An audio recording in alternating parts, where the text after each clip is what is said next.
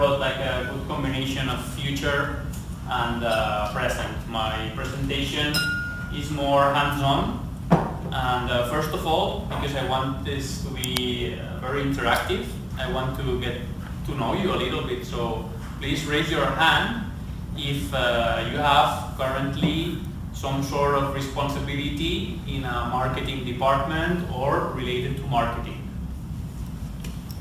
Okay, that's nice. Even if you are not, out of those who are not currently, please raise your hand if you believe that in the future you are most likely to have some sort of responsibility in marketing. Out of those who, okay, pretty much interesting. My goal here is pretty much ambitious, I would say. I'm a digital business consultant. I help companies to produce profit. For me, that's the main purpose of my activity, okay? And my goal here today is to teach you some ways to maximize this profit when you manage a marketing strategy, okay?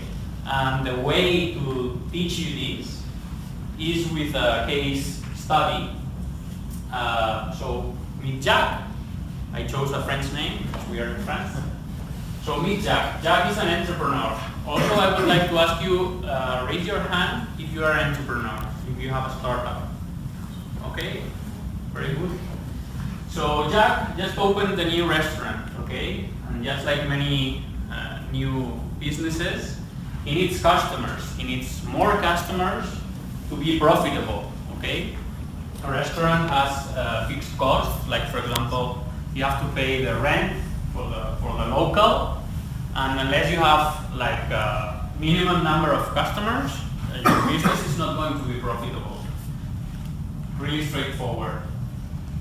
So yeah, Jack is like a young entrepreneur, and he decides to invest in digital marketing because he has some friends who are also entrepreneurs, and he knows that some of them tell him that they are making real good money with digital marketing.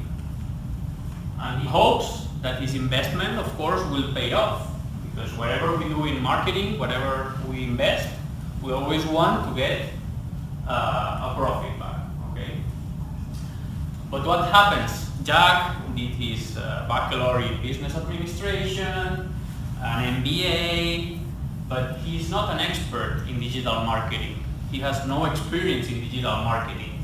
He knows that there are some digital marketing channels out there. He uses Facebook, he uses Instagram. He is used to seeing ads everywhere. He knows there are different digital marketing channels, but perhaps he's not an expert. Okay? Also, he worked with an agency who developed the website for his restaurant. And he has the feeling, and this is something that maybe some of you who are entrepreneurs feel related to, like share the same feeling. Perhaps the agency was very expensive when developing his website, and perhaps they offered digital marketing services, but they will not guarantee results. And he perhaps even tried with this agency for a while, but however, he wasn't able to produce a profit just yet. So he decides to work on the digital marketing strategy of his business by himself, okay? Up to here, how many of you, please raise your hand if somehow you feel related to this situation, that you perhaps lived this situation? Okay, nice. So let's say he decides to invest 1,000 euros, okay? As I said, we're going to go through a case study, and for simplicity, let's decide that he will invest 1,000 euros. And he knows about several digital marketing channels that probably most of you know about. We have SEM, which is ads in search engines, search engine marketing, okay? This is the ads that you see on top of the results in Google, okay? We have SEO, which is search engine optimization. These are the organic results that normally come after the ads. Okay, we have display ads. Display ads are banners. All of us are tired of seeing banners everywhere. Okay, we have email marketing. Companies also reach their customers and potential customers through emails. We have social media. In social media, just like in search engines, we have two different channels. We have organic and we have social ads. Okay. For example, when you are using your Facebook app, you see organic content, but also you see some ads. Okay. And then this channel is very, I would say, frequently used in a restaurant.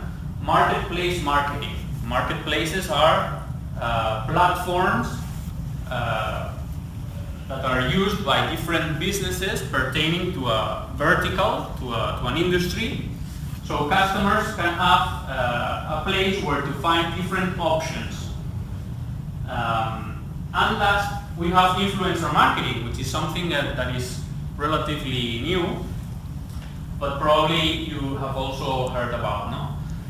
Right now there's many people using social media, getting followers and influencing their followers, okay? So Jack knows about these digital marketing channels, and because he decided to spend 1,000 euros and he's not an expert, he believed that the best way to try them all and to be able to compare the results would be to split his budget evenly among all channels. Okay? This is actually a decision that would be very likely in most entrepreneurs when they decide to invest in an omni-channel strategy, in a strategy that has many different channels, and would want to be able to compare the results. So if he invests the same amount of money in each channel, it will be easier to compare the results coming from each channel. Okay. So let's see what Jack actually did with his money. Okay. Influencer marketing. He split the budget evenly among all channels, so he will spend, or he spent, let's say he spent already 125 euros in influencer marketing. What did he do, or better said, what was he able to do with such a little amount of money? He invited two local influencers for dinner at his restaurant, okay, in return of being tagged on his Instagram profile, okay. This is probably something that those of you who are entrepreneurs can possibly have thought about doing, right? Reaching some influencers and having them post something, a story or a post on their social network and tag you so that their followers can find you, okay? What were the results? Okay, 20,000 people viewed the post, okay? 200 visits to the restaurant were made, to the Instagram profile were made. Out of those people who visited the Instagram profile, 20 people visited the website of the restaurant. But what happened? Out of these 20 people, 19 lived in a different city, okay? Because this influencer has followers all around the globe. This is very frequent. People who are influencers have followers all over around the world, okay? So the one who lived in the city where the restaurant is was single and unemployed. So at the end, nobody made a booking, okay? So the profits were minus 100%, so no profit at all, okay? What did he do in regards of email marketing? Okay, one of his friends told him, oh, I know a company who is giving you the opportunity to reach 100,000 people who live in our city, for example in Paris, okay? And he said, okay, let's give it a try. I will pay 125 euros and I will send an email to these addresses. What happened? Okay, 100,000 emails were sent. Only 1,000 were open, actually. out of these 100 that were open, only 10 clicked on the offer. Out of these, nobody made a booking. The profits were again 0, okay, negative. This is something that is very frequent. He uses, what websites he visits. This is very interesting, but these variables do not necessarily explain why this segment of customers is the most valuable, okay? There are other variables you can take into account that actually explain why this segment of customers is the most valuable. For example, for the case of this restaurant, is this person in a relationship or not? Does he have kids? What is his monthly income? How many times does he visit the restaurant every month? What is his average ticket value?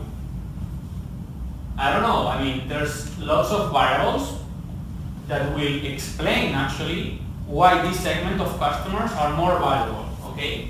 So my first tip here is when you try to define who your most valuable segment of customers is, take into account these metrics, these explanatory variables.